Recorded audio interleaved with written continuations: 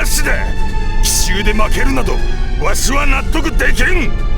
もう一度チャンスをくれ。次こそ必ずルクシオールを。往生際が悪いぞ将軍。これはルールだ。貴公はすでに一番手の権利を使い終えたのだよ。悔しがることはないよカルバドゥス。もちろん君にもまだチャンスはあるさ。もしベネディクタインと僕が両方失敗すれば、その時はまた君の番になる。それを待つといいよ。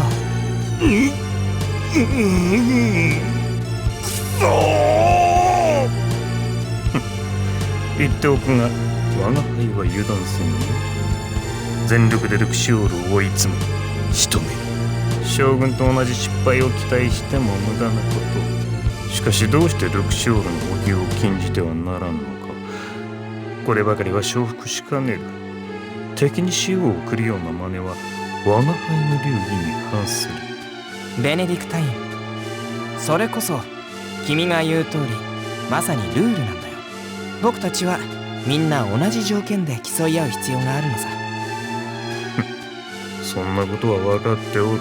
ただ合理性に欠くと思ったまでだ。無論ルールには従う。そしてジュニエブルとも貴公に出番はない。もちろん敗者の復活もあり得る。敗者だと？これは正気。他に適切な呼び方が思い浮かばなかった。いずれにせよここ惑星ピコが彼らの終着点になろう。ルクシオールとエンテルタイン。させれば失礼。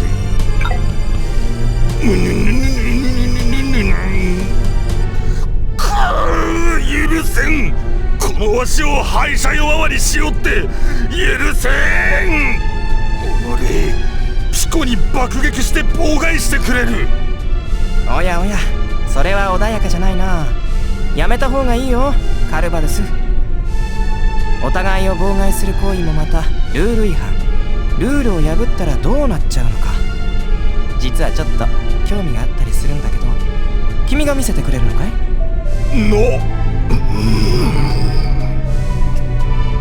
冗談だ。本気にするな偉そうに。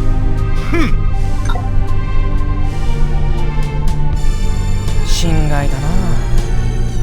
君の失格を阻止してあげたんだよ僕っていい子。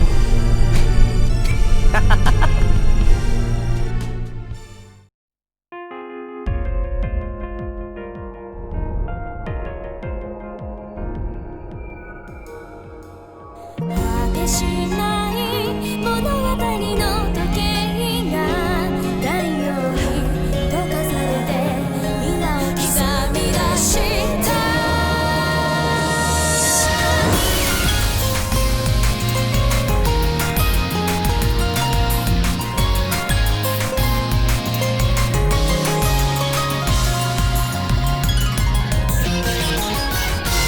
暁と星屑との狭間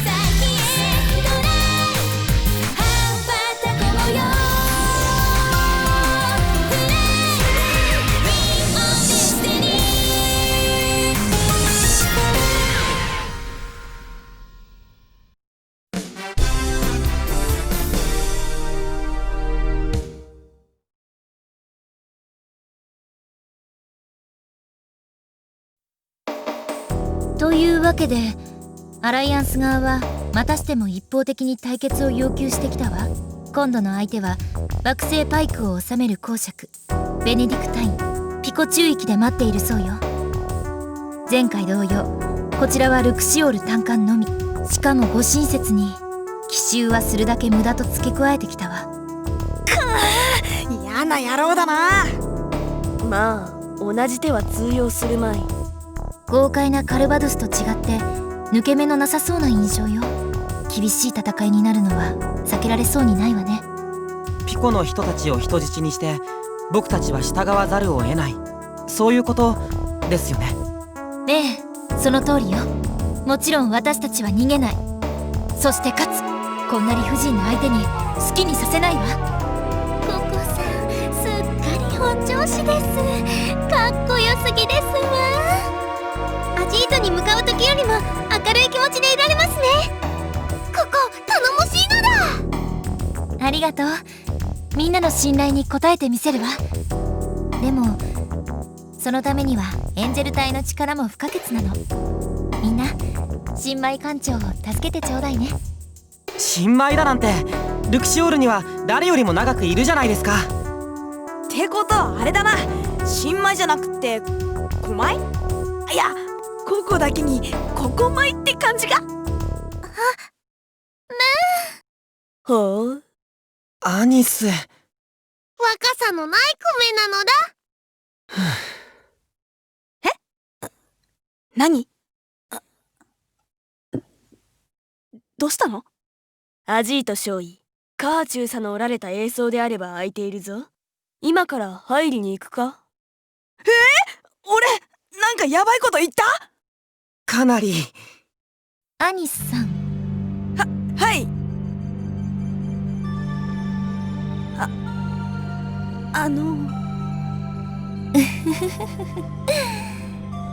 ごっくり。さーて、冗談は置いといて先行きましょう。いや、今のは本気だったな。本気でしたね。アライアンス側の状況についていくつか分かったことがあるわ。カーチューさん。はい。まずはカルバドス艦隊の詳細な分析結果からですが、やはりこれまで我々が交戦した有人艦とは全く異なる構造でした。というと？エデン製、ノイエ製、そして先にベレルが使用していたアブソリュート製、いずれの技術も一切利用されていません。設計のベースとなっているのは我々にとっても未知のテクノロジー、これがデータとして裏付けられました。ただし少々不審な点もあります。先のカルバドス艦隊と比較してコフーンの艦隊は圧倒的に戦力が貧弱でした。なるほど。コフーンの艦隊は夏目工事を同行させていた。であればカルバドス以上に守るべき存在のはず。戦力が薄いのは確かに妙だな。その通りです。しかしそのような兵力分散がなされていたのは事実。ここからは推測になりますが、すなわち最初からコフーン侵攻部隊はおとりだったと考えられます。待ってください。皇女様はアライアンスの最高位にいる人なんですよ。そんな方をおとりに使うだなんて。もっともな意見です。しかしかねてからの調査と皇女の幼さから推測すれば彼女に実権はありません。実際は公爵たちに操られた傀儡というのが妥当でしょう。アライアンスの星々は表向きは議会制で政治運営されていることになっているけど、実際には議員の選出は全て一部の貴族が取り仕切っているという報告もあるわ。いざよい公爵家を隠れみのに代々の公爵たちが好きなように権力を振るってきたと。どうもそんなところらしいわね。まあそれじゃあ皇女はずっと周りのいいように嘘ばかり教えられてきたってことですか？でしょうね。そうなんだ。それであんな風にセルダールやエデンを悪だと思い込んでいるのか。公爵たちがもう公女を無用の存在と考えていることは明白です。カルバドスは彼女の所在を確かめもせずに総攻撃を仕掛けてきましたし、ベネディクタインも公女については一切触れてきません。なんだかかわいそうなのだ。傀儡とはいえ仮にも主のはず。奴らはルクシオールごと主を侵略しようというのか。ええ。ですから私はこれを反乱だと判断しました。反乱？実質的な支配者だった三公爵のノイエ征服に合わせたクーデター、つまり夏目公女は追放された立場だと私は考えているの。だから夏目公女は特例的に亡命者扱いにしようと思います。亡命者ですか？本当は本人の意思表示が必要だけど、すぐに納得してくれるとも思えないしね。ただ今の拘束は解きます。彼女のセキュリティレベルを2段階下げて、重要施設以外なら館内で好きなように過ごしてもらって構わないことにするわ。そしてこのままピコを解放したら一旦はそこの施設に預けようと思うの。ママがいつもいるとこなのだ。ええ、あそこならきっと公女を正当に扱ってくれるでしょ。でもそれまでの間はルクシオールで過ごしてもらうことになるから、和也くんをはじめエンジェル隊のみんなはできるだけ彼女を気にかけてあげて。艦長、間もなく本艦はピコに向けて1度目のクロノドライブに入ります。了解。それじゃあ一旦解散よ。ピコに着くまでゆっくり休んでいてちょうだい。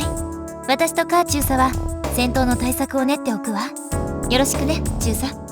はい、お任せください。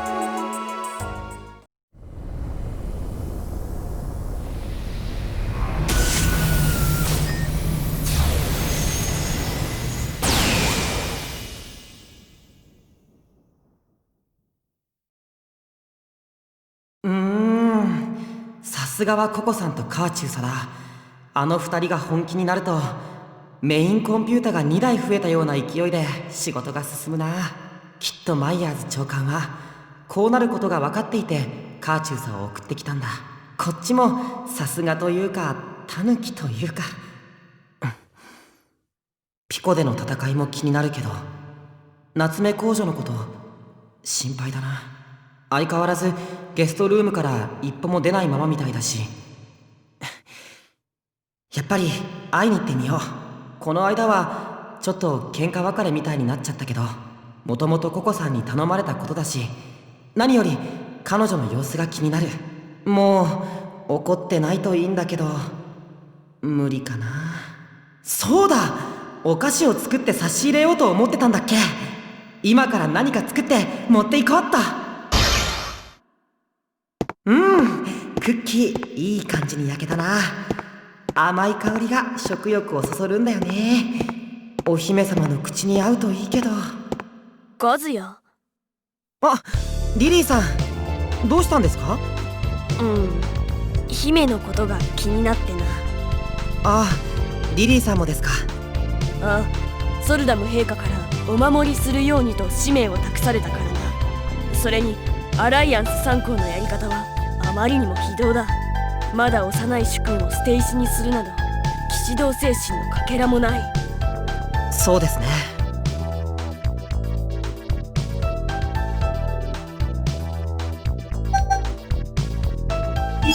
でも夏目公女は側近たちにいいように騙されてたんですよね。もう少し用心深くないといけなかったんじゃ。確かにそういう面もあるだろうが、それは少々厳しすぎる意見だな。君主とは孤独なものだ。幼い身で側近を疑ってかかるというのはずらかろう。そうか、確かに家来次第なのかもしれない。せめて僕たちは夏目公女のためを考えてあげられたらいいんだけど。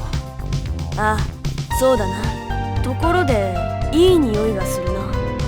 ああ、これクッキーを焼いたんです。公女に差し入れようと思って。お菓子の甘さって心が安らぎますからね。この香りなら天の岩戸も開くかもしれない。え、岩戸？知らないか？エデンに伝わる神話らしい。女神が閉じこもってしまったのを楽しげな踊りでもって誘い出すという話だ。実は私も先ほど姫を訪ねたのだが、門前払いを食らってしまい会ってもらえなかったのだ。そうでしたか。なあ、姫にとっては私たちは敵だ。無理もなかろう。私も護衛の使命を受けたとはいえ、姫君相手に強引に押しかけるわけにもいかなくてな。この件で扉を切り破るという手もあるにはあったのだが。いやいやいや、それは護衛というより死角に見えますから。やはり NG か。とにかく僕も部屋に行ってみます。会ってもらえるかどうかは自信ないけど。和也なら大丈夫だ。なんといってもエンジェル隊の隊長であるし、そして私の大切な恋人だ。姫の堅くなな心もきっと溶かせる。リリーさん、はい、頑張ります。その息 OK だ。では姫のこと頼んだぞ。はい。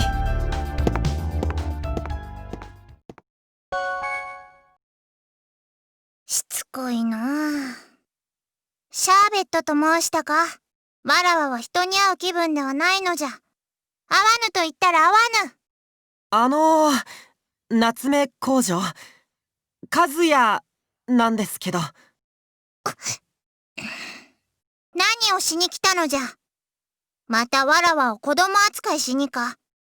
やっぱり根に持ってる。いや、差し入れはいかがかなって。差し入れ？ああ、献上品があるということか。入れ。え？本当に？そのために来たのではないのか？あ、その通り、お邪魔します。天の岩戸開いた。なんじゃこの不思議な匂いは。ちょっとクッキーを焼いてみたんだけど。クッキーとは何じゃ？爆弾の中。いえいえ、これです。このお菓子がクッキーですよ。お口に合うといいんだけど。口に入れる？これは食べ物なのか。焼いてみたとは。まさか和也、ソチが作ったのか？はい。ではソチがブレイブハートのパイロットというのは嘘か。わらわをたばかったか。調理をするパイロットなど聞いたことがない。食べ物を作るのは料理人であろうが。僕は軍に入ってパイロットになる前はお菓子の職人を目指して修行していたんだ。だから今でも得意なんだよ。まあよい。献上品を持ってきたのは気が利いておる。工場はクッキー食べたことないんですか？食べるどころか聞いたこともないわ。アームズアライアンスにはないのかな。代わりに僕の知らないお菓子があるとか？さあ、あまりうまいものではないぞ。そうなんだ。まあそれじゃあ早速食べてみてよ。あ、毒味役とかいるの？たわけ、本当に毒を盛られておったらその毒味役とやらが危険であろう。そんな真似わらわが許すと思うか？いや、おっしゃる通り。いい子だ。すごくまともじゃないか。まあ食事には毒物テスターを使っておるがな。実際に盛られたこともある。大変じゃないですか。為政者たるものの定め。もう慣れたわ。意外なところで大人だ。じゃがこのクッキーにはテスターはいらんな。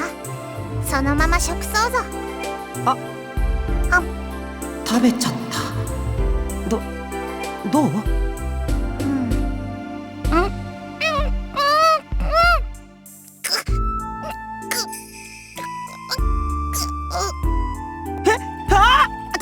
口に合わなかった？水。むせたんだね。水。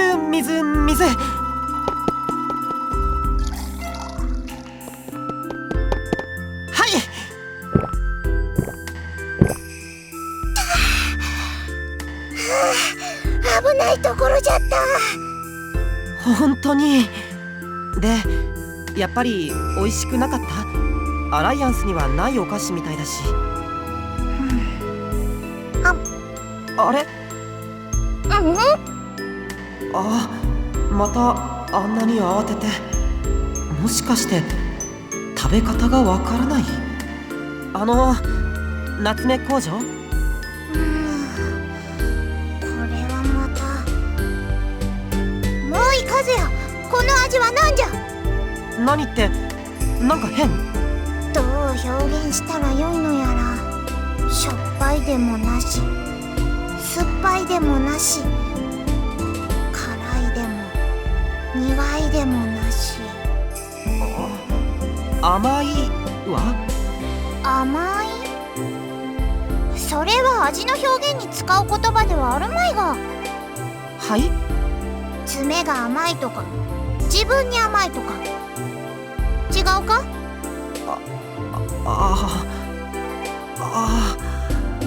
もしかして夏目工女って甘いものを食べたことない？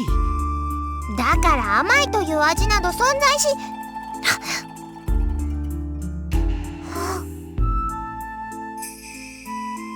ひょっとするとこのクッキーの味を甘いというのか？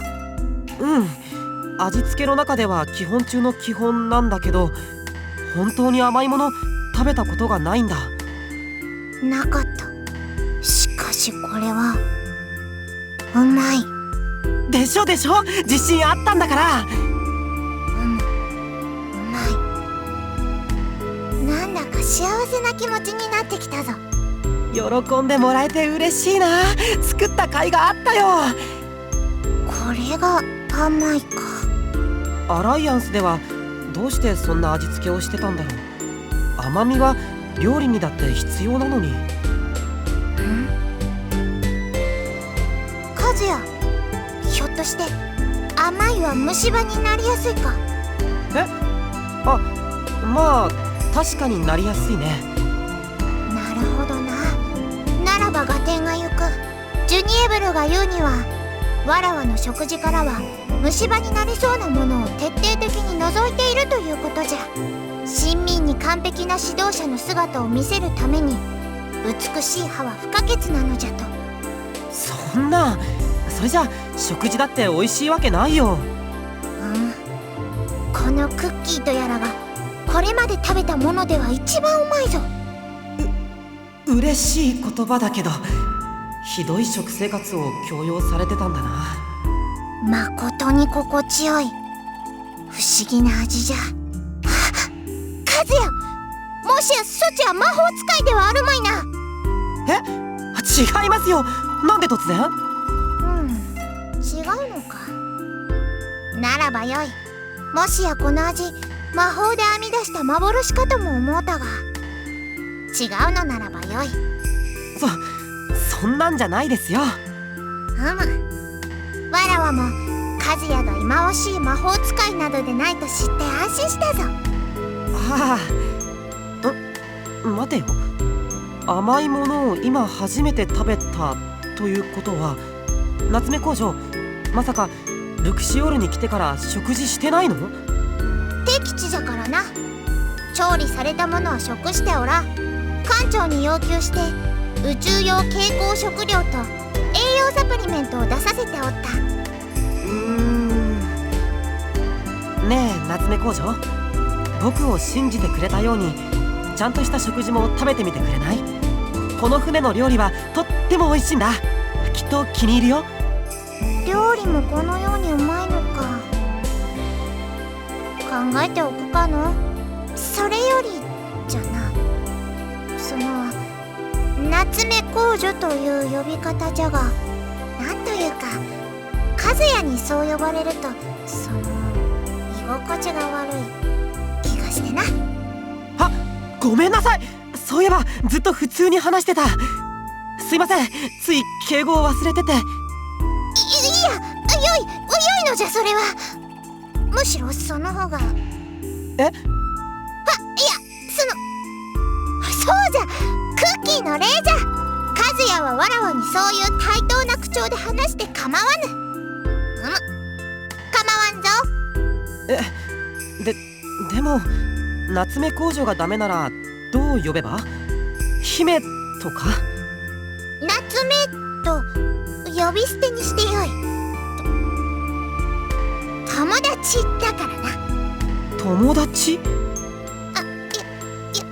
わらわはそういうつもりで接してみようかなと思ったり。友達って思ってくれるの？それってすごく嬉しいよ。クッキーを褒めてもらった時よりずっとありがとう。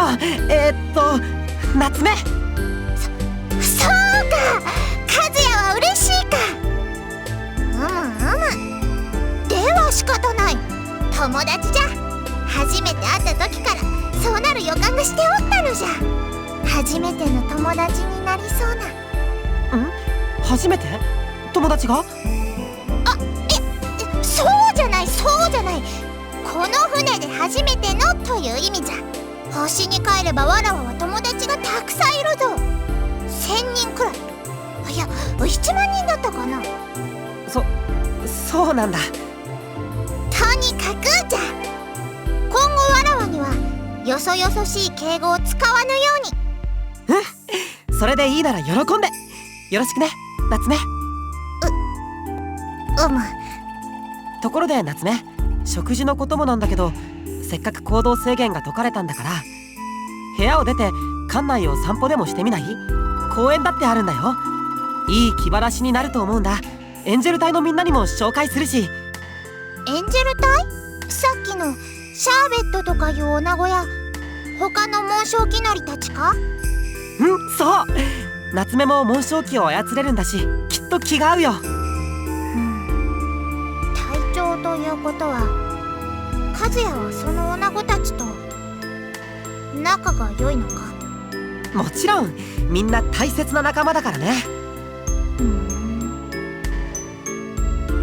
今はあまり気が乗らんな。そう？残念だな。夏目とちょっと打ち解けられただけでもよしとするか。何しろ喧嘩してたんだもんな。焦らずに行かなくっちゃ。それじゃあ僕は行くけど。何？もう行くのか？わらわに何か聞きに来たのではないのか？例えばベネディクタインのこととか。今は夏目の様子を見に来たのとクッキーの差し入れに来ただけだよ。そりゃ次の戦いのために聞いてはみたいけど、夏目だって尋問されるみたいで嫌でしょ？それはそうじゃが、本当に良いのか？いいからゆっくり休んでて。で、その気になったら散歩してみて。僕も待ってるからさ。わかった。それじゃまた。ちょっと待って。約束じゃ。またお菓子を持って訪ねてこい。お安いご用だよ。今度はケーキも焼いてくるね。ケーキ？それもどんなものなのか知らぬが、その礼を先に返しておこう。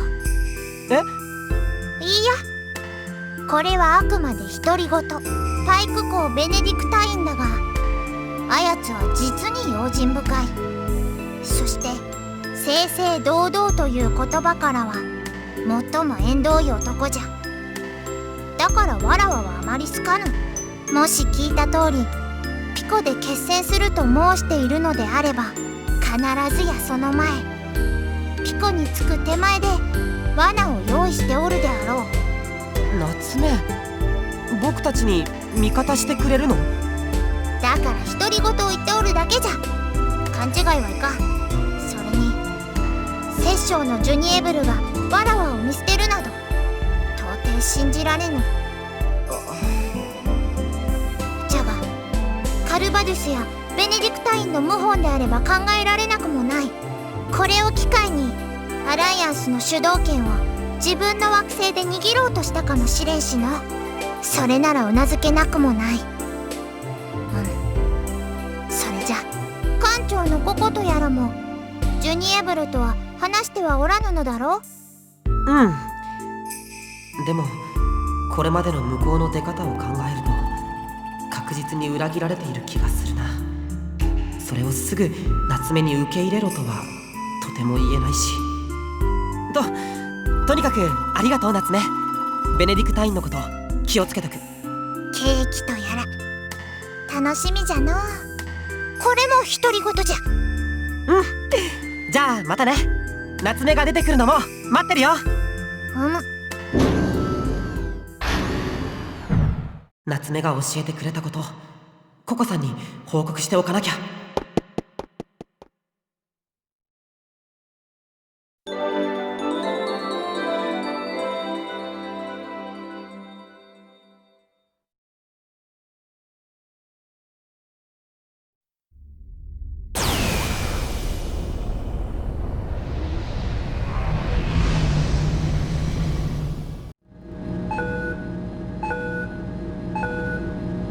機動爆雷が多数、ルクシオールに接近中です。シールド出力を維持。機関室チャージは終わってる？完了してるよ。いつでも使える。さすがね。カーチューさ。こちらも行けます。座標180045が最適ポイントです。進路固定。ルクシオール前進。了解。正面に爆雷多数、進路が塞がれています。こちらの動きに正確に反応してきますね。それをこれだけ設置しておくとは。呆れた念の入れようね。トラップの規模としては異常な量だわ。避けきれないかもしれませんよ。早めに手を打たないと。まだよ、もう少し我慢。前方に爆雷が密集しています。このままでは突破不可能。過ぎたるは及ばざるがごとし、固まりすぎよ。四方全門戦車、ど真ん中を撃ち抜いて。了解。機関室出力を全て推進に。やってるよ。通常の3割増しまで出せる。いいわ。カーチューさ、最大戦速で駆け抜けて。了解。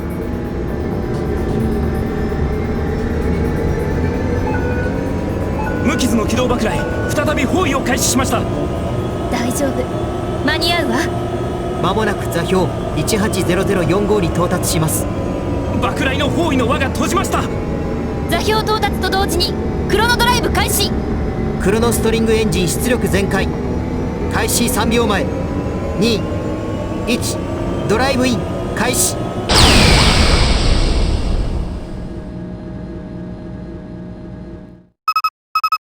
和也くん、出撃待機ご苦労様。戦闘艦の待ち伏せに備えてもらったけど、爆雷だらけっていうパターンだったわね。対応できたのは和也くんが報告してくれた情報のおかげよ。いえ、そんな。でも夏目には感謝しなくちゃ。あら、もう警鐘なしで呼び合う仲なの？かしこまった態度は嫌だと夏目が。まあ、さすがエンジェル隊隊長。女の子を警戒させないわね。マイヤーズ長官直伝かしら。いや、そういうわけじゃ。まずいですか？構わないわよ。そうやって立場の垣根を取り払ってくれた方がありがたいわね、カーチューさん。はい、その通りです。ついてはこれを機会に私のこともタピオとお呼びくだされば。何か言ったカーチューさん。いえ、何でもないです。そう？この後ルクシオールはもう一度クロノドライブに入るわ。あえてピコからかなり離れた地点にドライブアウトするから、待ち伏せの危険はないはず。エンジェル隊も安心して休んでいて。そうそう、夏目公女にもお礼を言っておいてね。はい。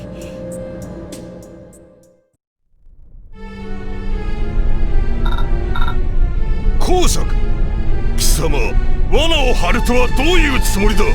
貴様はピコで戦う決まりのはず。これはフライングルール違反だ。あれはあの中域一帯を封鎖するために敷設しておいた地雷。その万一の備えにたまたまルクシオールが飛び込んだに過ぎ、勝手にな。そのような詭弁が通るとでも思っているのか？騒ぎ立てたところで貴公の敗北がうやむやになるわけではない。それともこれで我が輩も敗北とでもしたいのかね、将軍。ああ、その通りだ。このトラップ、わしは断じて承服できん。ジュニエブル殿、貴公は納得しているとでも言うのか？そうだね。まあ僕からはノーコメントだなんと、この不正を認めろというのか？そうじゃないよ。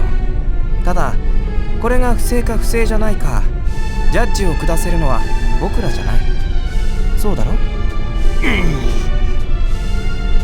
だから僕からは何も言えない。言わないんじゃなくて言えないんだ。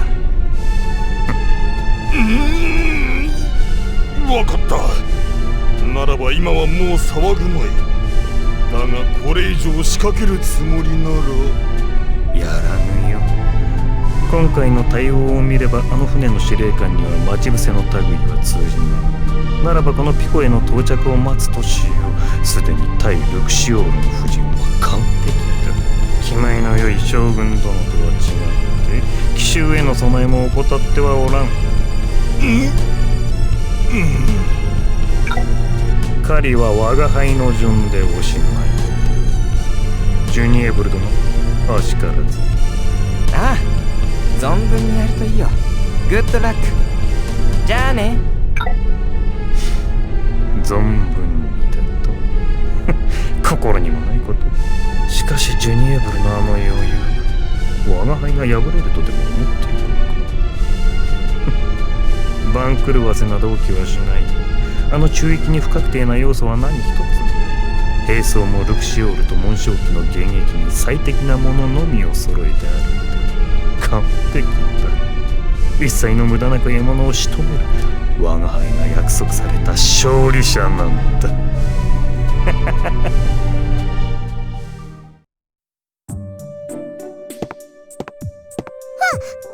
あ、カズヨ、なぜここにおるのじゃ？いや、お礼を言おうと思ってさ。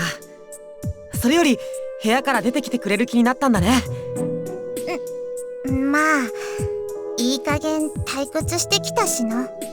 よかった、嬉しいな。そうか。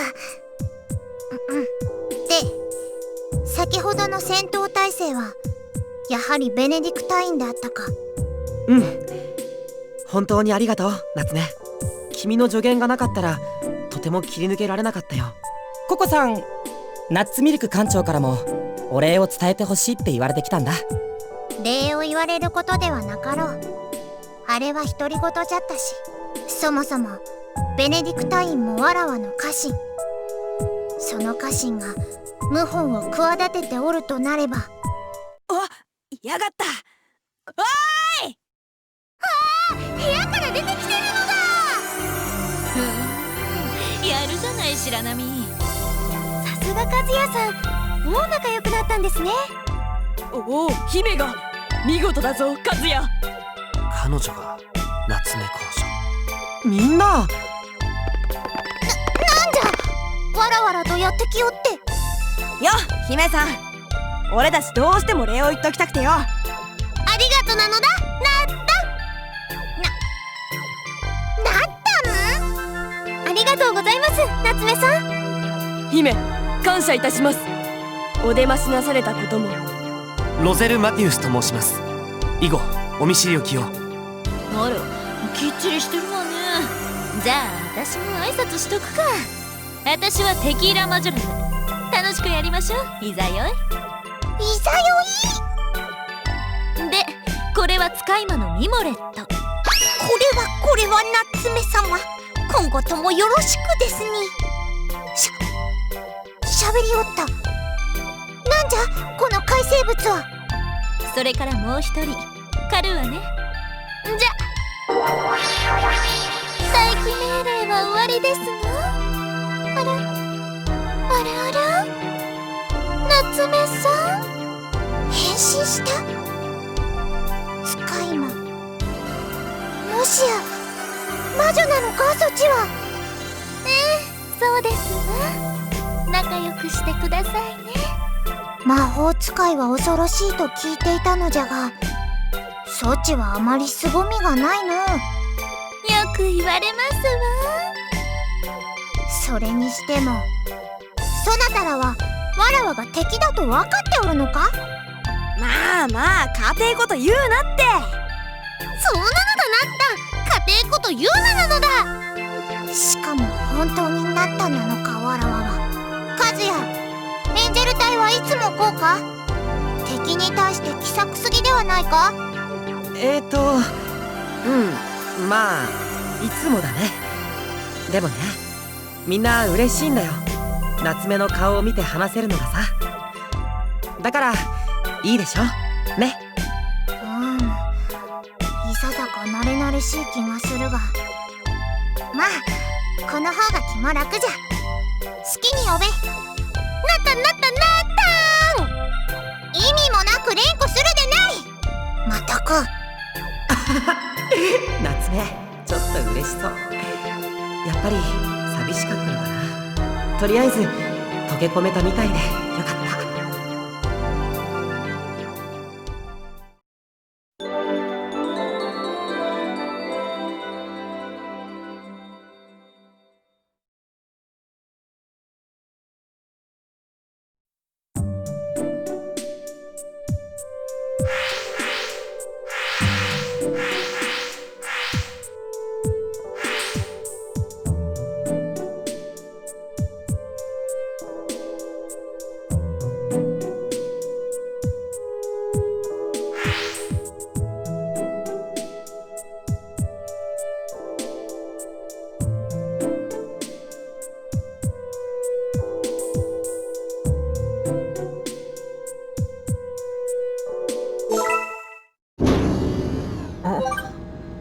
あれ、誰もいないのかな。リリーさんがここにいると思ったんだけど。おい、何しに来た？僕はただここにリリーさんが来てるのかなって。なんでシャーベットが来てるとお前まで来る必要があるんだ。邪魔だ。かえでそのくらいにしてもらえないか、ステリーネ。リリーさん、すまないな、カズヤ。いえ、リリーさんがいてくれて助かりましたよ。ステリーネ、せっかくシャーベットが相談に来てくれたのに。相談？私はまだ相談などしていないぞ。でもそのつもりで来たんだろ？ああ、そうだ。さすがはステリーネ、見透かされていたか。どうかしたんですか？お前には関係ないよ。でもリリーさんが何か悩んでるなら僕だって力になりたいんだけど。うるさいな。じゃあ聞くけど、お前にシャーベットの悩みが何かわかるか？全くわからないだろ。それはそうなんだけど。じゃあ偉そうに口を出すな。お前にはわかるのか？ああ、シャーベット、君は主君であるセルダル王ソルダム陛下のことを深く案じている。そうか、確かに僕も同じ立場だったら。それだけじゃない。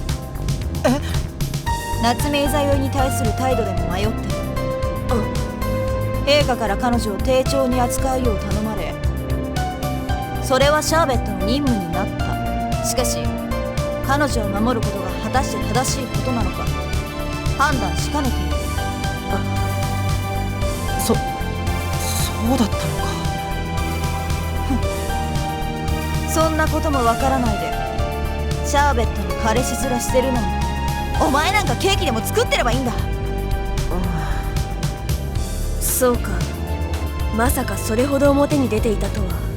しかもステリーネに心配をかけていたとはな。本当にすまない。いいんだシャーベット、心配くらいさせてよ。しかしそれでは迷惑をかける。だからそんなことはないって言ってるだろ。僕にとってはこのエンジンを整備するのと同じぐらい自然なことさ。ありがとう。私はいいとも思った。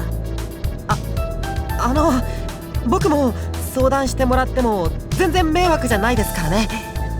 黙っていろ。お前の出る幕じゃない。心配するな和也。私はお前にも感謝しているぞ。それにお前は私のパートナー。ステリーネとはまた別の存在だ。でもこうしてはっきりと言われ、ようやく自分でも悩んでいることが自覚できた。同時に自分のすべきこともはっきりと見えてきたように思う。陛下のことは心配だが、今は思いを巡らせたところでどうすることもできない。それより陛下の懸案であるアライアンスとの関係を見据え、姫を守りたいと思う。それが最善の道だ。気づかせてくれた2人に改めて礼を言いたい。礼なんて必要ないよシャーベット。僕は君が自分の道を見つけたことが嬉しい。僕も嬉しいです。真似するな。私は本当にいいとも思ったな。運命に感謝せねば。ステリーネ、もう少しここでゆっくりしていってもいいか？ああ、いくらでも。お前は出てけ。なんでこんな扱いに。心配するな和也。私はもう大丈夫だ。わかりました。それじゃあ僕は行きますね。また後で。ああ。なんだか随分ひどい言われようだった気がするけど、久しぶりにリリーさんの晴れ晴れとした笑顔が見られてよかったな。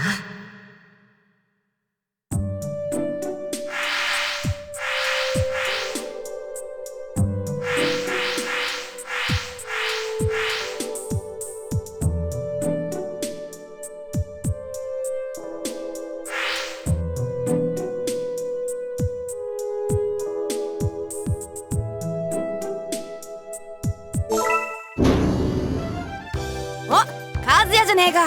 気晴らしか？アニスも？最近俺調子いいからな。こういう時はゲームだって調子いいんだ。なんて言ったらいいか。そう、ここに来ると血が騒ぐんだよな。ゲームとか勝負とかってのがいっぱいあるからな。まあ遊びなんだけどよ。そういう感覚って結構大事なんだぜ。お宝を手に入れようとするときは冷静でいなきゃいけねえけど、やっぱりワクワクしなきゃ始まらねえ。ここはそれを思い出させてくれるぜ。へえ、そうなんだ。僕も勝負にはつい熱くなるから気持ちはわかるかな。どうだ、久しぶりに一発勝負しねえか？いいよ。何で勝負する？そうだな、卓球は前にやったし、パンチングマシンで勝負したことあったっけか？いや、まだだけど。アニス、あのマシンよく壊してるよね。あのマシンやばすぎんだよな。たくミントの野郎、ちょっと壊したくらいで弁償だのなんだのって大騒ぎしやがって。挙句の果てに監視カメラなんか取り付けやがって。まったくいけつかねえ。そりゃアニスのせいでしょ。勝負するのはいいけど、あんまりエキサイトしないやつがいいんじゃないかな。ほら、またピコに着いたら出撃するんだし、体力は温存しておこうよ。俺はここで勝負したって戦えるけど、お前がそう言うならそれでもいいぜ。それじゃあアニス、カードゲームは好き？カードってトランプか？だったら得意だぜ。じゃあそうしようよ。遊び方はアニスの知ってるやり方でいいから。本当にいいのか？言っとくけど俺のトランプは半端じゃねえぜ。へえ、どんなの？お前インディアンポーカーって知ってるか？教えて。ルールは単純。それぞれカードを1枚引いておでこのところで持つだけだ。自分じゃ持ってるカードが見えないけど、相手には見えるように持つわけ。相手より自分のカードが大きければ勝ち。勝てると思ったらチップをかける。でも自分のカードは見えないんでしょ？どうして勝てるかどうかがわかるの？相手にはカードが見えてるだろ。その表情を読めばいいんだ。俺のカードが弱かったら和也はそれを見て勝てそうだって思うだろ。その顔を見たら俺はかけずに降りるって寸法さ。なるほどね。じゃあその表情で相手を騙したりするんだ。そういうこった。要はハッタリをかますってことさ。わかった。それじゃあやってみようか。7か。微妙だな。でもアニスの方が厳しい表情をしてるってことは僕のカードも大きいのか。いや待て待て、あの顔は引っ掛けかもしれないぞ。笑った？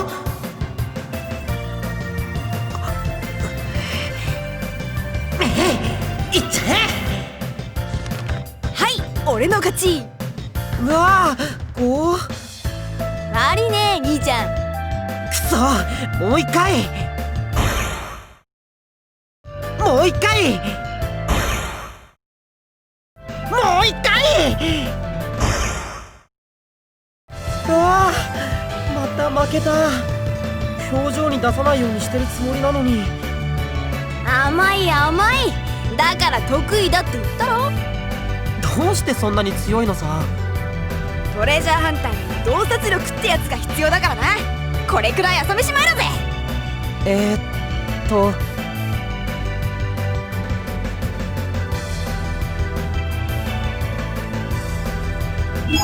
洞察力か。よーし、僕もアニスの表情を読むぞ。いい根性だ。やれるもんならやってみな。よーし。あ、これはアニスのカード。これならいけるかも。無駄無駄、そんな言葉には騙されねえぜ。やっぱりダメか。じゃあここは素直に降りとこうかな。そうか、俺はかけようかと思ってたぜ。そう？勝てないような気はするけど、かけてみようかな。そうそう、やってみなくちゃ始まらないぜ。それじゃあオープンだね。俺のカード全然弱いじゃんか。おっと、3だったのか。危なかった。でも僕の勝ちだね。きったねえ、乗せられた。そんなんありかよ。はったりをかませって言ったのはアニスじゃないか。これだってはったりだよ。もう絶対に騙されねえからな。マジか。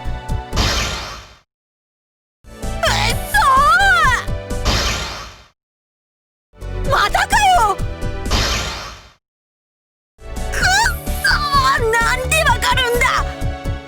アニスは人の顔見るのは得意かもしれないけど、意外と自分の表情って隠せないよね。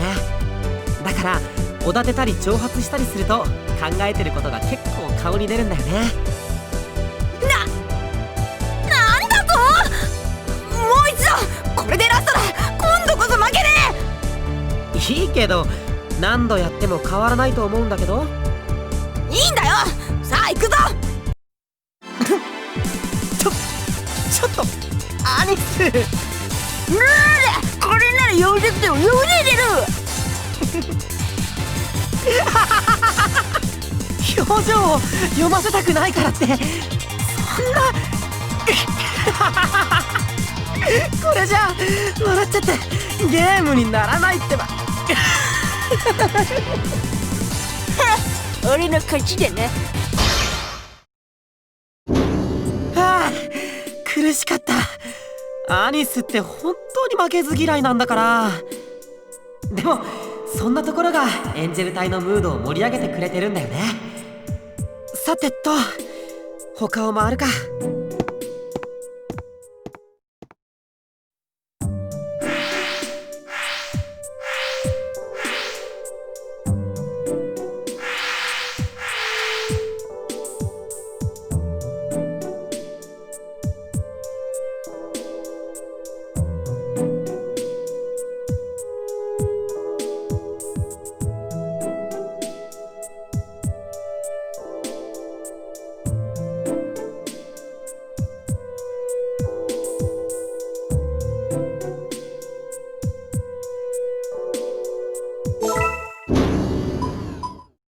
リコ、ここにいるの？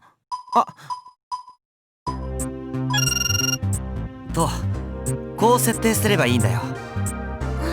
本当ですね。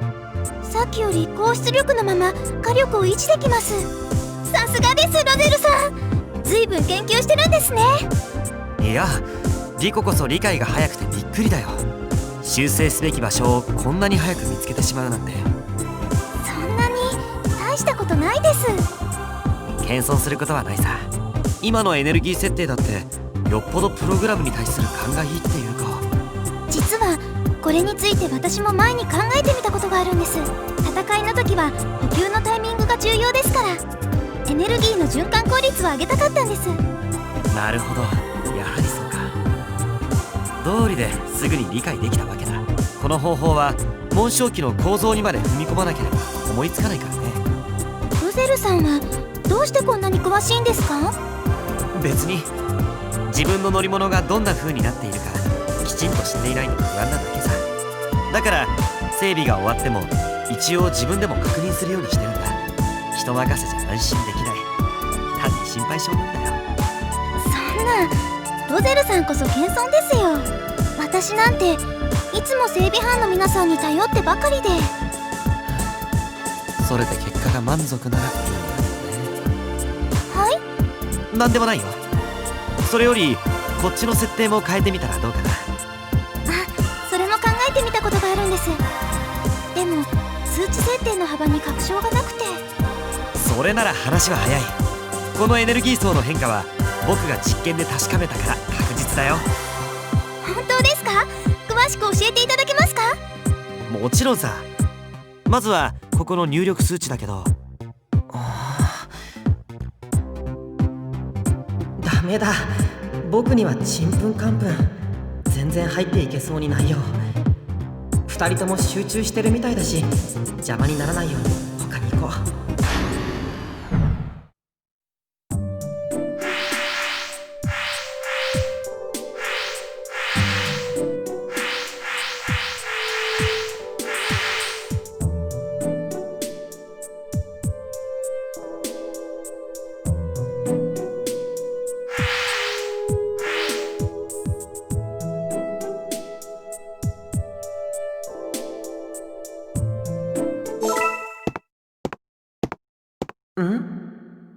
だからついてくるなと言っておるじゃろう。いいえ、恐れながらそのご命令に従うことはできません。私は主君ソルダム陛下より直々に姫の護衛を命じられております。そのようなことは知らぬ。わらわは護衛など必要ない。そもそも宿敵セルダールから守られるとはおかしな話であるし、そちも今の今までわらわのそばにはいなかったではないか。なぜ急に護衛などと言い出すのじゃ。申し訳ありません。私個人の問題で判断が遅れてしまいました。おっしゃる通り、姫の国と私どもの国とは敵対の関係。遠慮をしすぎておりました。しかしご安心ください。これからは可能な限り行動を共にし、姫の御身をお守りすることを約束いたします。話のわからんやつじゃな。護衛などいらぬと言っておろうが、遠慮のしすぎ大いに結構。わらわのことは放っておけ。いえ、これはソルダム陛下からの直命。いかに姫のご命令とあってもそれだけは承知いたしかねます。うっとうしいの。まったくこれでは何のために部屋から出てきたのかわからぬ。今日が覚めた。わらわは部屋に戻るぞ。そちもさっさと自分の部屋へ帰れ。はっ、お供いたします。人の話を聞かんか。自分の部屋へ帰れと言うたのじゃ。はっ、さすれば私め本日より姫のお部屋に詰めさせていただきます。なんじゃと。姫を全力でお守りするためとあらば、たとえ火の中水の中、姫の部屋の中。いらん、来るな。ごめんじゃ。なんと仰せられるおとも、私リリー・シー・シャーベット、姫と共に行動し、姫と共に暮らす覚悟にございます。黙って聞いておれば勝手ばかり言いよって。そんなたわけた話を聞けるか。恐れながら姫は先ほどからひとときも黙ってはいらっしゃいません。それにこれはあくまでも御身を守るための措置です。姫に拒否なさる権利はございません。さっきからああ言えばこう言いようって。うわっ、いきなり来た。何をそこで突っ立っておるか。さっさとわらわを助けい。はい。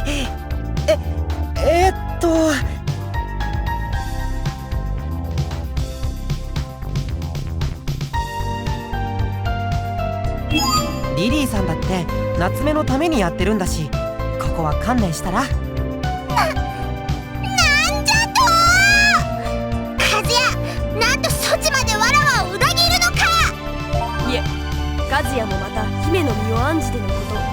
さあ姫、参りましょう。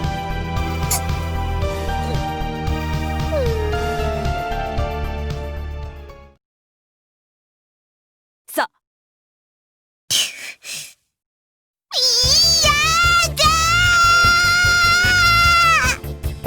あ、お待ちください姫。あお待ちくだされ姫。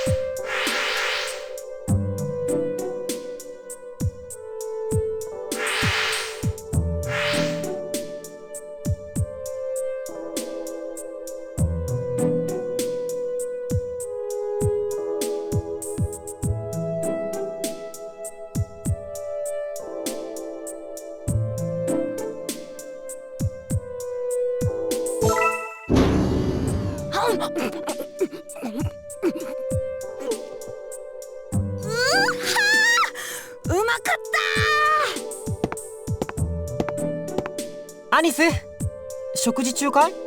ああ、今終わったとこだ。お前も食うか？それはいいんだけど、ずいぶん食べたね。ああ、調子に乗ってちっと食いすぎたかもな。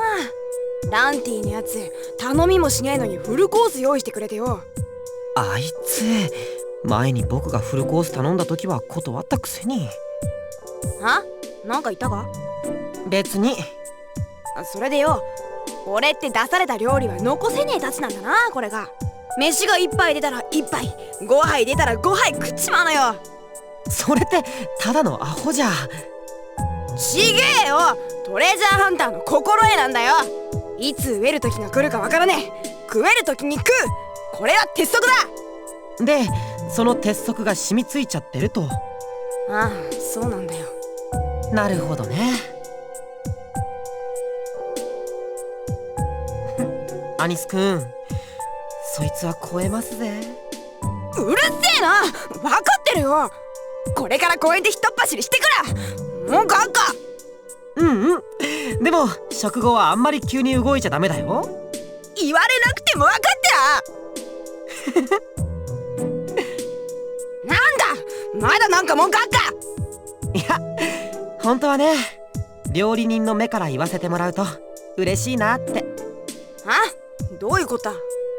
まだ料理学校にいた頃、授業の一環でグルメ評論家を招いてフルコースを振る舞ったことがあるんだ。でも食べてる最中ずっと気難しそうな顔しててさ、時々「ん」とか言うだけ。眉間にしわ寄せながら食べてるんだ。しかもどの皿も一口ずつしか食べていかなかった。そりゃあおめえの料理がいまいちだったんじゃねえの？そうでもなくて、後でその評論家は僕の料理を褒めてた。じゃあ別にいいじゃねえか、褒められたんだし。僕はなんとなく悲しかったな。まずくて残されるならともかく、美味しいなら素直に美味しそうに食べてほしい、そう思ったよ。気にすんなって、お偉いさんってのは素直じゃねえもんよ。だからアニスみたいに素直に食べてくれる人は大好きさ。うんめーとかすっげーとか、この空っぽの皿たちを見たらランティもきっと喜ぶと思うよ。そっか。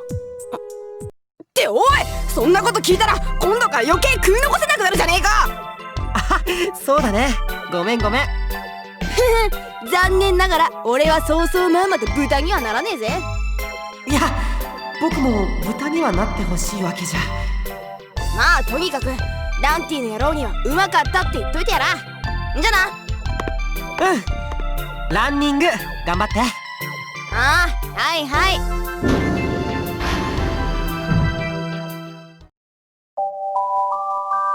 本艦は間もなくドライブアウトの体制に入ります。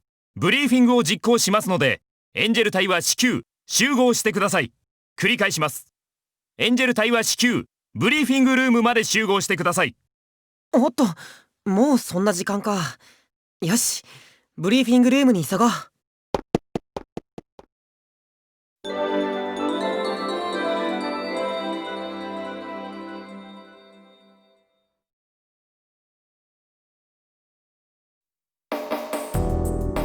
エンジェル隊揃いました。それではピコでの作戦を説明します。今度の敵ベネディクタイン公爵はあんな罠を仕掛けておくようなタイプで、おそらく奇襲に対しては万全の備えをしているでしょう。でもだからといって正面から当たるわけにもいかない。敵の陣容は間違いなくこの前のカルバドゥス艦隊の規模に匹敵するはずよ。カルバドゥス戦では奇襲で崩してもギリギリでした。ねえ、だから力押しでは勝ち目はないわ。そこで私とカーチューサで検討した結果、一つだけ突破口が見えてきたの。勝算が高い手とは言えないけど。やりましょう。少しでも可能性があるなら。ええ、その意気よ。今回も和也くんの力が必要なの。よろしくね。はい。それじゃあカーチューサ、説明をお願い。はい。これが敵が決戦の場所として指定してきた惑星ピコ周辺の現在の状況です。予想される敵艦船の配置はこちらです。機関はおそらくここに。うへえ、この点全部敵かよ。これでも少なく見積もっています。カルバドゥス艦隊の運用を参考にすると、さらに3割以上増える可能性もあります。故に単艦での強行突破は自殺行為です。さて、次にこれが指定記述のピコですが、先ほどの映像とは異なる天体がありますね。わかりますか？これは月？その通り、ピコの衛星フェムトです。この時期にちょうど戦闘中域に最接近します。フェムトっていうと、前にナノナノを助けるために立ち寄ったナノナノの生まれ故郷なのだ。大昔のナノマシン研究施設があるのだ。そう。そしてその施設を守るため、ここには半永久的に再構築される全自動迎撃システムがあります。皆さんはご存知でしょうが。あったな。浮遊砲台が山ほど。猛将機でぶっ潰したっけ。でもすぐに自己修復しちゃうんですよね。そう、あの防衛システムはあまりにも危険だったものだから、その後の調査隊がなんとかスリープさせたの。そうだったのだ。ええ、今はもう機能していないわ。でも今回だからこそ役に立ってくれそうなのよ。どういうことだ？もし防衛システムが作動していたなら、ベネディクタインは最大限に注意したでしょう。しかし今のフェムトはただの無人の衛星、無害であることを確かめて警戒対象から外している可能性が高いのです。あ、わかったぜ。そこに隠れて奇襲をかけんだな。違いますよ、アジート少尉。それでは発見されて返り討ちになる。あ、そう。我々はこのフェムトを別動隊の援軍として利用するつもりです。つまり防衛システムを再起動して最接近時に敵艦隊に反応させるのです。敵は混乱するはずよ。そこを狙って攻勢をかけるわ。なるほど、面白そうじゃない。それでシステムの再起動は具体的にどうやって行うのです？鍵となるのはプディング少尉です。ナノナノなのだ。はい。少尉はもともとフェムトの研究施設に登録されたナノマシンの集合体、すなわち内部からマザーコンピュータに直接アクセスすることが可能なはずです。厳重なロックもそれで解除できる。それじゃあナノナノがフェムトに？そう、ナノちゃんに潜入をお願いしたいの。そしてそのサポートを和也くんに。危険は伴うけれど。やってもらえるかしら。もちろんなのだ。なのなのにお任せなのだ。はい、必ず成功させます。ナノナノと2人で。3人でじゃないかな。違いますか艦長。この計画ではフェムと潜入のために管制飛行のエキスパートが必要なはず。おそらくそういう飛行技術を学んでいるのは僕だけだったら、導き手は僕しかできません。さすがロゼル君、どうやって潜入するかもう分かってるみたいね。確かにあなたの協力がないと難しいわ。お願いするわね。了解しました。全力を尽くします。チーム結成なのだ。今回もよろしくロゼル。ああ、きっとやり遂げよう。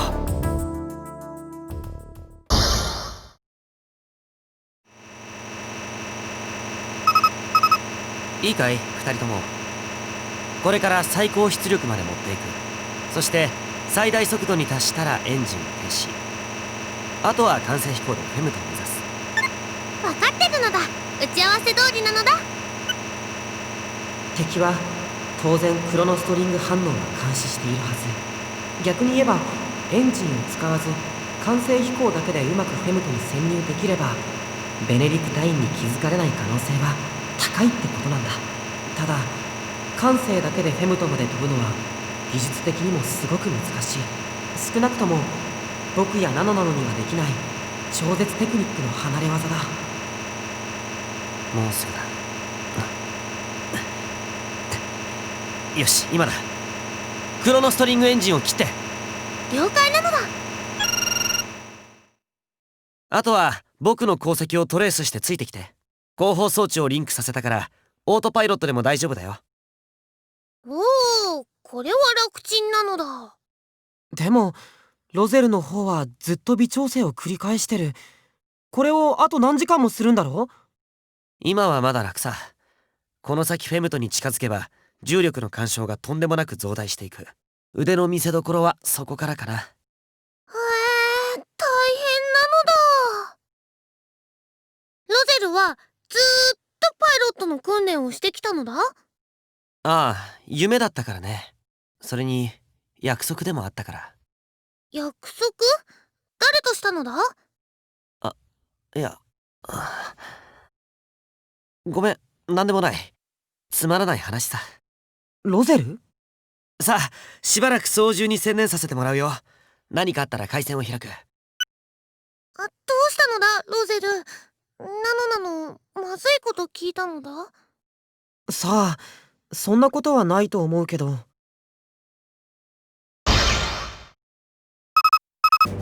さあ、いよいよだ。ここからは重力干渉が厳しくなる。集中していくよ。任せたよ、ロゼル。頑張るのだ。応援してるのだ。すごい、神業だ。こんな飛び方、なのには絶対無理なのだ。重力を逆に利用して速度を殺さずに駆け抜けてるのか。ほとんど機体にショックが伝わらない。本当天才だ。天才なんかじゃないさ。あ、ごめん、集中の邪魔しちゃった。いや、集中してるよ。考える必要のない会話はできるさ。天才だったらこんなことすぐにだってできる。でも僕はこれができるまでに4年もかかってしまった。それじゃダメだったんだ。だから今役に立ってるのは嬉しいね。さあ、最後の難関だ。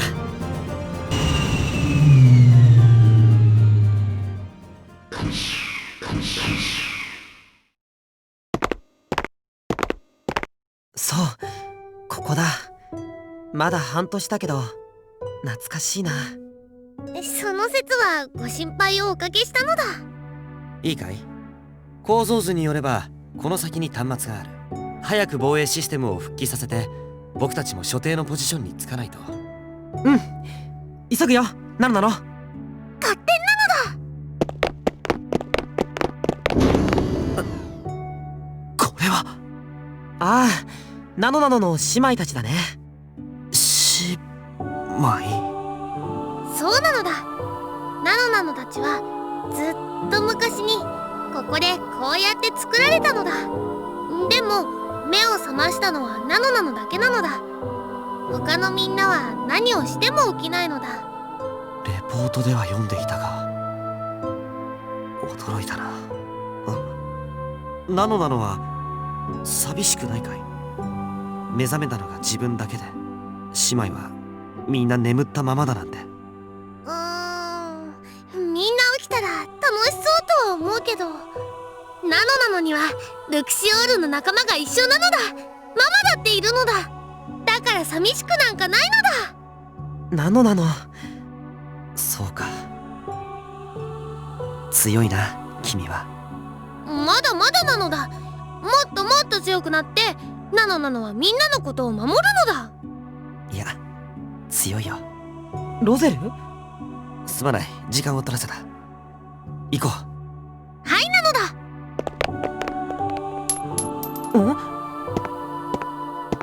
写真ロゼル、落としたよ。ねえロゼ。ここだな、端末があった。ナノなの、頼むよ。了解なのだ。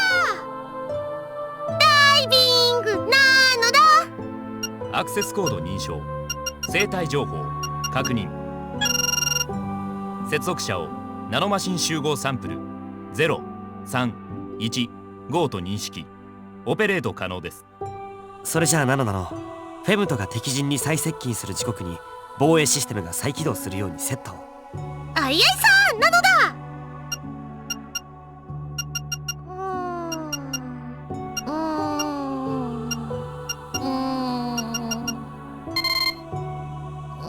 ちょっと複雑な手続きがいるみたいなのだ。しばらく待っててなのだ。了解。ロゼル、これ。それはそこに落ちてたのを拾ったんだ。君のでしょ。中身見ちゃってごめん。悪気はなかったんだ。いや、それは構わないさ。拾ってくれてよかった。ここで落としたままだったらもう回収できないかもしれなかったからね。大切なものなんだ。ありがとう。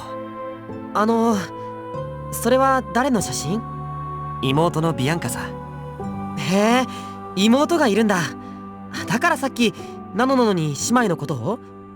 ああ、かわいい妹さんだね。今はエデンに？いや、そっか。じゃあロゼルと一緒にノイエかアブソリュートに移ったんだね。いや、ビアンカは。やっと終わったのだ。セッティング完了なのだ。これで完璧なのだ。警告、警告。施設内に侵入者あり。侵入者は2名。直ちに警備プログラムを再起動。ナノなのさん？どうやら研究所の中と外は設定が別だったみたいなのだ。中の方の防衛システムはたった今動き始めちゃったのだ。ってことは警備ロボットがまた大魚してやってくる？急いで脱出なのだ。ごめんなさいなのだ。ロゼル、急ごう。ああ、射出カタパルトのセッティングはできてる。すぐに発進するよ。了解。なんとか追いつかれずに済んだのだ。二人ともごめんなのだ。目的は果たせたよ。さあ、脱出だ。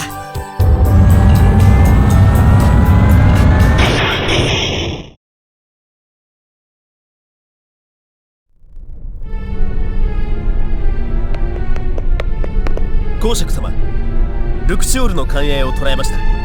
副兵はご命令通りデブリへの偽装に至るまで周辺中域を調べましたが何一つクロノストリング反応も一切検出されておりません。そうか、観念したかルクシオール。だが油断は禁物。速やかに全力にて排除してくれる。無人艦隊への指令コマンドをパターン A、敵対艦船への自動反撃に設定せよ。はっ。音楽が聞こえるな。我が輩の中に鳴り響いている。ルクシオールとルーンエンジェル隊にためてる早々の調べ、そしてそれは神への階段を上る我が輩への賛美歌でもある。まああとわずかで鍵は我が手に。カルバデス、ジュニエブ、お前たちも我が輩が葬り去ってくれる。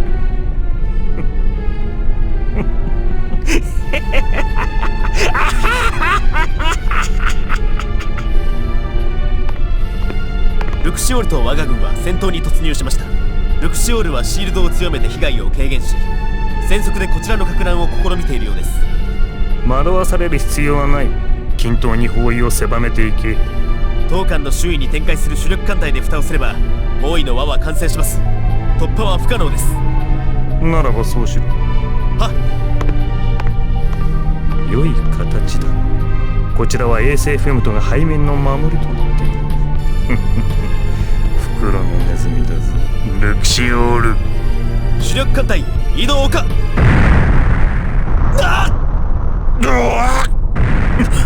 何事だ。背面からの攻撃です。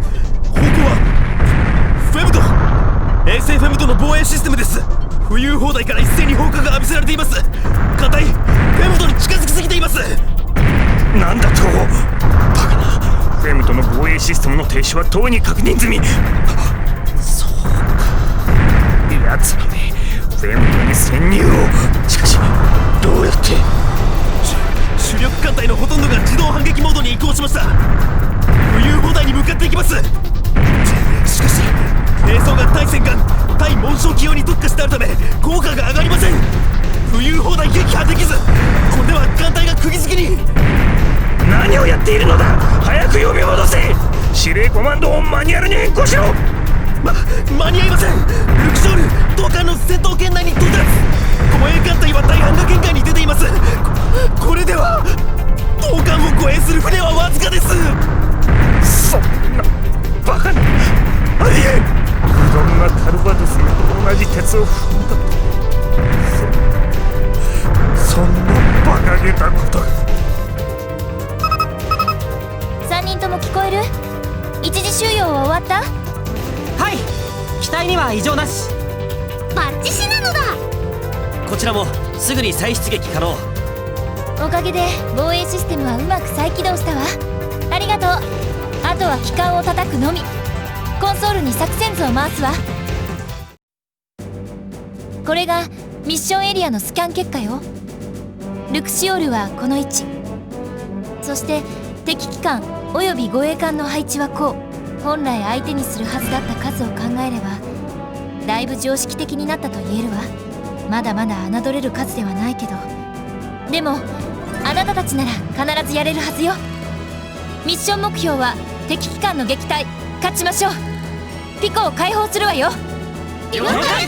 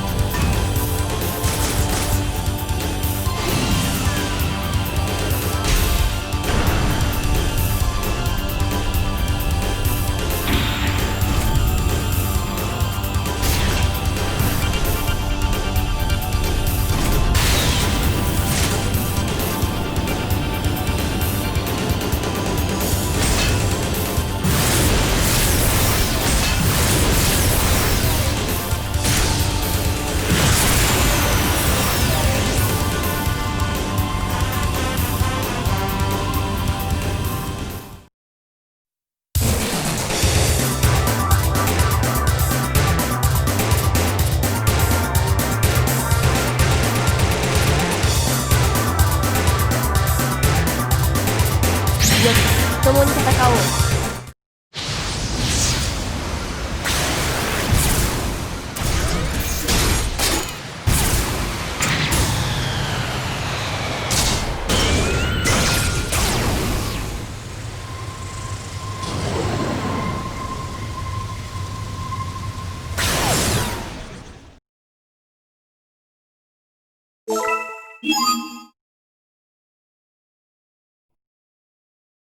敵艦隊の残存戦力はそれでも十分。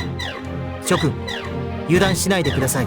特にアジート少尉は先走らないように。合ってるって、心配性だなったく。長引けば当然護衛艦隊が戻ってくるわ。電撃戦のつもりで機関を叩いて。わかりました。みんな行くぞ。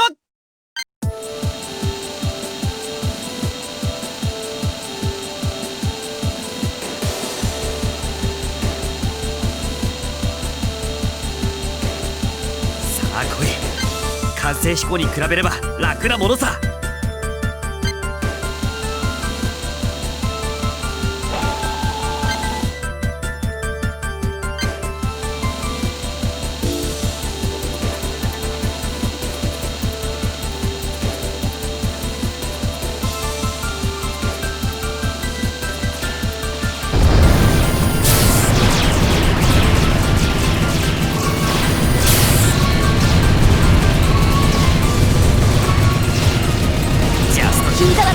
ざっとこんなものさ。敵を破壊した。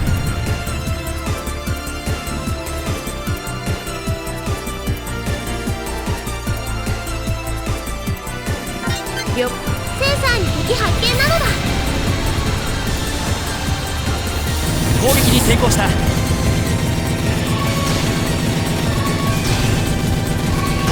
攻撃を回避しました。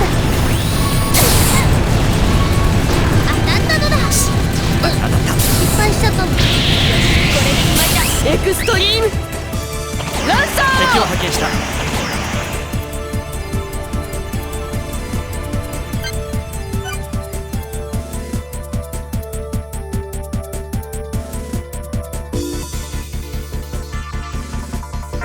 よし、うまく当たった。痛いのだ。避けきれなかったか。少々被弾したが大した影響はない。当たったのだ。乾杯は抜けられますね。敵の攻撃を回避。当たりなのだ。了解だ。回避できたのだ。敵にダメージを与えました。まだまだ。軽くかわせて5番機攻撃成功。敵を破壊しました。敵にダメージを与えた。次で決めよう。エクストリームランサー。やっぱ外してな。私もまだまだだ。敵一体を破壊。さあ地下に攻撃に向かう。そろそろエネルギーが気になるレベル。燃料半減意識しておいてくれ。よし、これは効くな。敵一体を破壊したわ。ヒットしたぞ。了解。失敗なのだ。よっしゃ、倒した。お、獲物発見。ホーリーブラッド一時補給に戻る。2番機完全回復感謝する。次はドイツかな。プディングご苦労様。半年ぶりの里帰りはどうだったかしら。はいよ。承知したわ。よし、もう一度言ってくる。センサーに敵影確認。了解です。スペルキャスター補給完了。感謝するわ。これで大丈夫。行ってきます。敵を見つけました。ホーリーブラッド攻撃を開始する。目標沈黙。了解。敵を発見した。敵を見つけたのだ。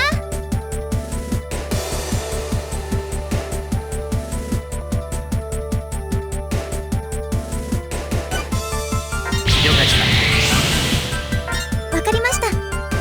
了解。敵に当たったのだ。一撃でケリをつける。エクストリーム敵艦に着弾。ランサー。相手が相当たらなかったのだ。手は想定の全力の防衛する。カスニキス。前は障害だったけどみたいなのだ。今回は頼もしい味方ね。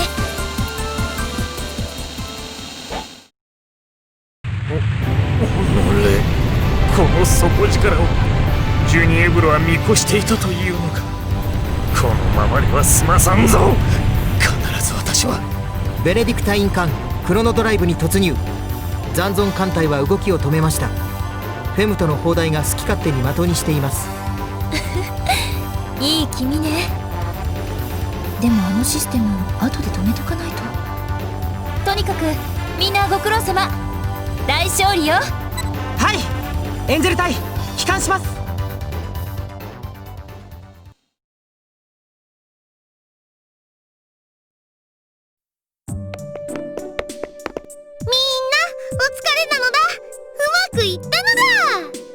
ロゼルもすごい操縦テクニックだったね。君がいなかったらフェムトに潜入なんてとても無理だったよ。うん、身につけた技術は無駄にはならなかった。きっとビアンカも喜んでくれる。ビアンカ？誰なのだ？ロゼルの妹さんだよ。フェムトで写真を見せてもらったんだ。写真見たいのだ。ああ、いいよ。かわいいのだ。かわい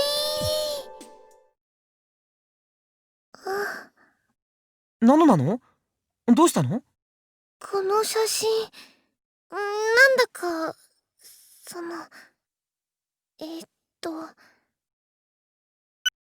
やっぱり君にはわかるんだね。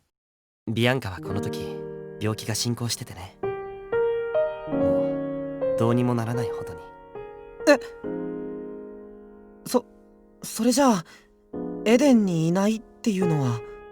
ああ、もうどこにもいないんだ。この世界のどこにも。ビアンカは僕がパイロットになった途端この世を去ってしまった。ごめん、そんな大切な写真を勝手に。気にしないでくれ。それこそ大事なロケットを落としてしまった僕が悪いんだから。君はもしかして妹さんのためにパイロットの道を？あ、ビアンカは生まれてからずっと体が弱くてね。ナノマシン治療でも効かなかったんだ。いつも空を見上げては鳥みたいに飛んでみたいってそう言ってた。でも飛行機の揺れさえビアンカの体には毒だったんだ。だから僕は自分がパイロットになって負担をかけない操縦を身につけようとした。ちょうどさっきの完成飛行のようだね。でも間に合わなかった。妹のためには使ってやることができなかったんだ。でも今日それを役に立てることができた。だから僕はとても嬉しい。ロゼル。ああ、暗い話をしてごめん。せっかく勝ったんだ。こんな話するべきじゃなかったね。いや、そんなことないよ。泣かないで、ナノナノ。笑ってこの勝利を祝福してくれよ。悲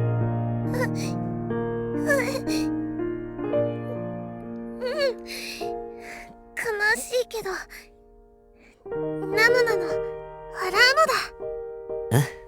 うん、ありがとう。さてと、カズヤ、悪いが僕は先に失礼するよ。ナッツミルク艦長への報告よろしく頼む。うん、わかった。ロゼルもゆっくり休んで。ナノナノも戻るのだ。カズヤ、お疲れなのだ。ああ、二人ともお疲れ様。和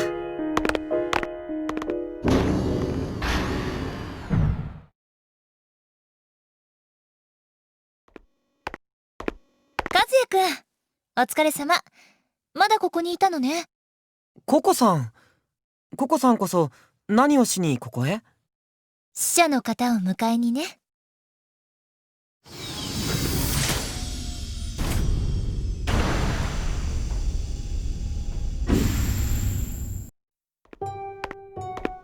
ルクシオール艦長ココナッツミルク殿、お会いできて光栄です。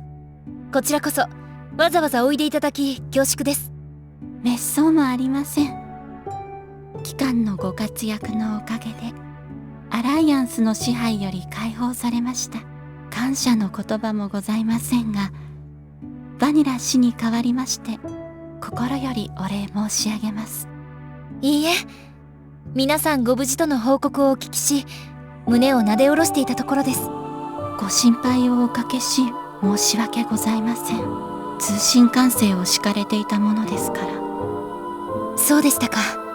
時に皆様はこれからどうなされるのですか？それは相手側の出方次第になりますが、おそらくマジークやセルダールに向けて軍事行動を続けることになるかと思います。そうですか。ならば何か私どもでお役に立てることがあれば喜んでご協力したいと思いますが。ありがとうございます。では代表の方とお話をさせていただけませんでしょうか。今後のことについての協議と、あと一人預かっていただきたい要人がいるのです。要人、承知いたしました。すぐに場を設けさせていただきます。感謝いたします。艦長、アライアンスの総帥ジュニエブルから何らかのデータが。現在副艦長が分析に当たっています。艦長もすぐに。分かったわ。すぐに向かうと伝えて。はい。アライアンスからコンタクトがあったようです。すみませんが一旦ここで。わかりました。後ほどそちらのご報告もお願いします。はい。和也くん、行きましょう。はい。失礼します。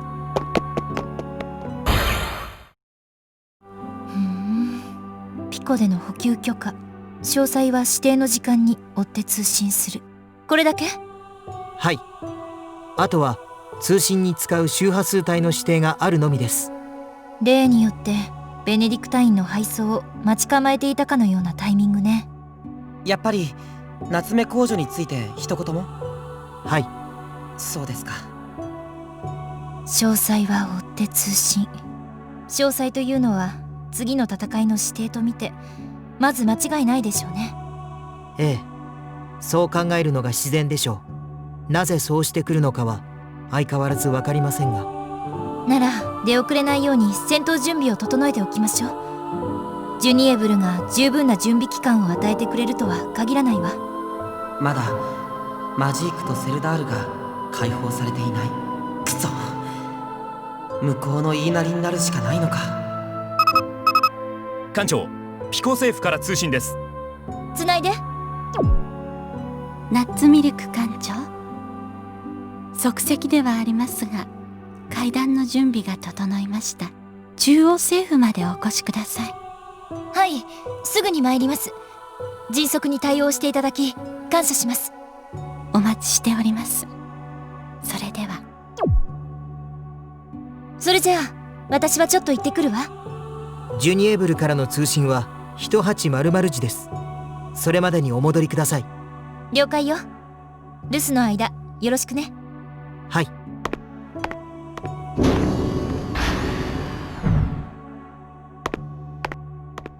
ハチェット校ジュニエブル、3校の最後の一人。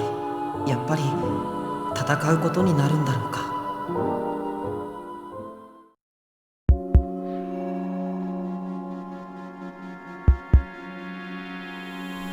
夜の静けさに寄り添う灯火、弱々しく揺れる炎は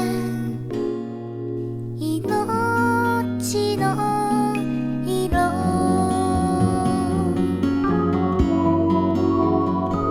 このまま